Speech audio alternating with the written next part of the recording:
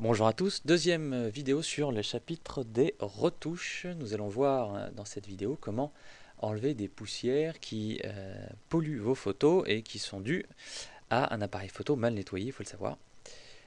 Vous pouvez vous simplifier la vie avant de prendre vos photos en vérifiant que votre lentille n'est pas couverte de poussière. Si vous ne l'avez pas fait ou si vous êtes dans un environnement qui salit très rapidement votre appareil photo, eh bien, il y a toujours un moyen de récupérer ça dans Photoshop et c'est précisément ce que nous allons voir maintenant. La première chose à faire est donc de créer un nouveau calque, appuyant ici, voilà, on a créé un nouveau calque qu'on va appeler retouche parce qu'on est très organisé et qu'on aime bien les calques qui soient bien organisés.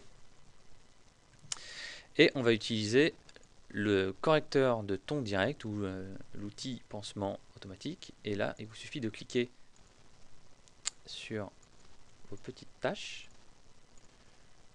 pour les voir disparaître. Vous pouvez également faire des traits, ça marche aussi. Le problème là, c'est sur cette zone très sombre.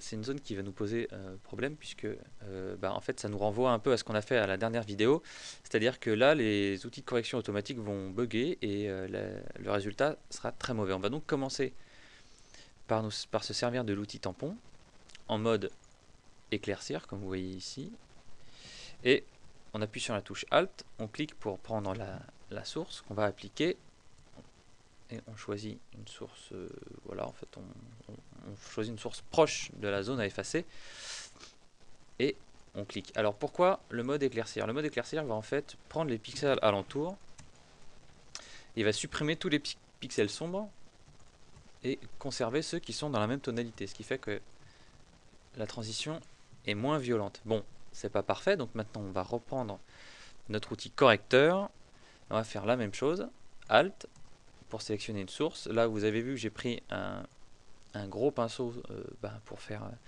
le travail plus vite, mais aussi pour avoir une zone d'application plus large, en fait pour faire un rendu plus naturel. Et là on clique, on applique, on prend des sources différentes, et là l'outil correcteur va en fait fusionner toutes nos couches pour donner un résultat plus naturel. Bon là ça c'était mal joué, CTRL Z ou pomme Z pour annuler. Maintenant, bon, le résultat est pas trop mal. On regarde avant, après, voilà. Ah, il en reste une ici. Alors, j'ai aussi un conseil pour vous. Si jamais vous vous énervez sur une tâche récalcitrante et qu'elle ne veut pas partir, c'est qu'elle ne vient pas de la photo, elle vient de votre écran. Donc pour savoir, c'est très sérieux ce que je vous dis, pour savoir, vous appuyez sur la touche espace de votre clavier et vous déplacez la photo. Si la tâche ne bouge pas, c'est qu'elle est sur votre écran. J'ai passé pas mal de temps à essayer d'enlever une tâche qui n'était pas sur ma photo. Donc je vous fais part de mon expérience. Voilà, vous savez maintenant comment nettoyer une photo. C'est à vous de jouer.